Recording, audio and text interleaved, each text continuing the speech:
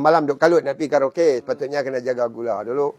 Ini potong sejak bila ni? Saya rasa saya dah dekat 1 kali mengundi je kot. Punca dia ni sebab malam-malam duk kalut nak pergi karaoke, sepatutnya kena jaga gula dulu. Punca utama kencing manis lah. Kencing manis ni 30 tahun dah. Sebelah masa tu. Masa tu pantang jumpa. Apa yang ada lintas makan lah.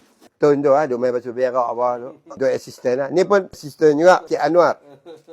Bukan Anwar Ibrahim. Semua akan main tolong lah. Tapi Tun ni berjasa lama sebab punca dia kena kat kaki ni. Semayang Isya dulu nak pergi karaoke. Habis semayang kena cek gula dulu. Cek darah tinggi. Dia tak cek. Berlanjutan gula naik. Pergi. Mata ni dia jadi lebih awal daripada kat kaki. Kita pergi operate mata kiri dulu lah. Alhamdulillah mata ni berjaya lah. Urat darah pecah. Jadi dia nampak macam sarang labah. Macam ni dah tak nampak lah. Dia punya katarak dah terbaik. InsyaAllah kita akan teruskan lah.